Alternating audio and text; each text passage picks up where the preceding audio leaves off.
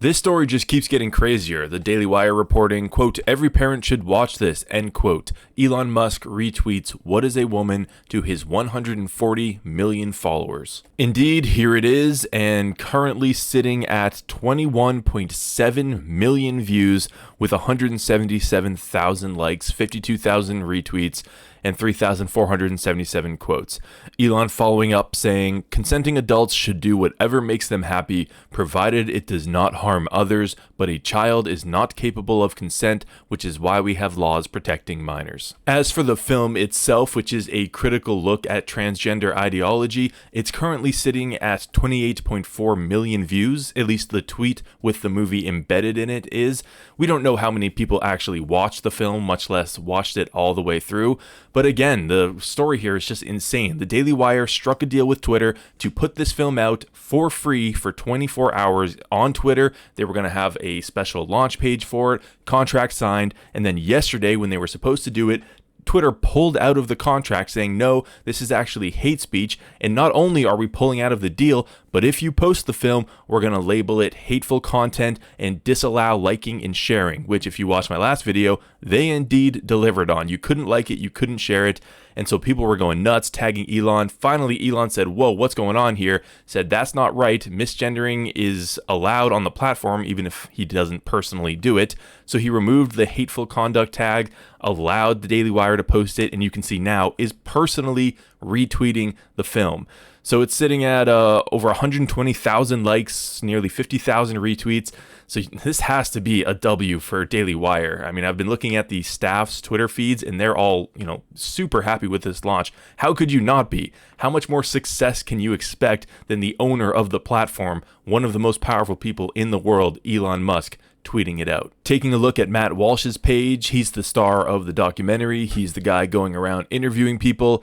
He's retweeting Benny Johnson, who's saying 25 million views, referring to the movie. This will save children. And indeed it will. If you haven't seen the movie, it goes over all of the different hormones that these doctors are giving to children, puberty blockers, transgender surgeries.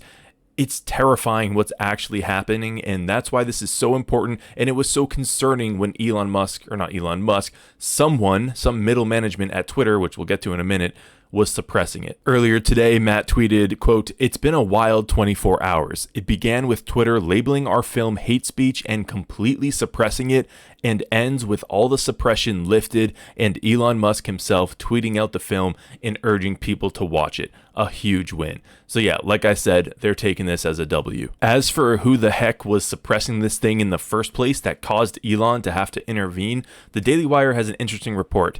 Quote, Twitter employee with history of chiding white people announces exit. A Twitter employee who works in brand safety, quote unquote, with a history of making derogatory posts about white people is leaving the company, the employee said on Thursday. The announcement came around the time that news broke that Ella Irwin, the head of Twitter's trust and safety department, had resigned. All while Twitter restricted the launch of the Daily Wire's hit documentary, What is a Woman, on the platform Thursday evening.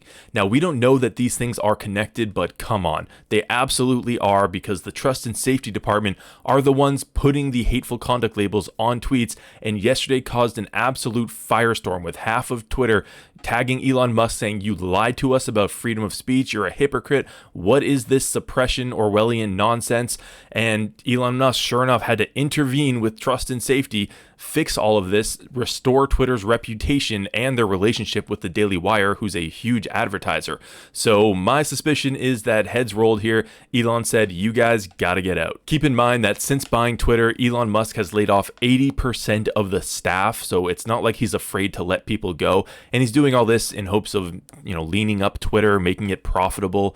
So my suspicion is that he went to that Trust and Safety Department, said, you guys have done ridiculous damage, you're obviously not paying attention. The whole reason I bought this platform was to stop things like this, and then those two individuals resigned. Adding to that suspicion, one of the people who resigned has a history of tweeting anti-white posts saying, quote, I've been actively avoiding reading books by white authors, among other woke social justice tweets, so this isn't a far bridge to cross. Side note, isn't it amazing that in today's culture you can say you are actively avoiding reading books by people of a certain race as long as they're white and still have a job in corporate America? Coming back to the movie here, it's now over 32.3 million views. It's climbing constantly. I don't know where this ceiling is going to be. It's still available. It should be available until tonight, June 2nd at 8 p.m. Eastern, because they launched it yesterday at 8 p.m. Eastern. They said 24 hours. So check it out if you haven't yet at Real Daily Wire. It's an entertaining film just from a comedy perspective, and then add the message they're giving, the important message, and it just makes this an absolute banger. So check that out. I hope you enjoyed this video. This is a new channel, so please like and subscribe to help get the ball rolling. I got a lot of content coming for you. My name's Ryan. This is News Rye. I'll see you in the next one.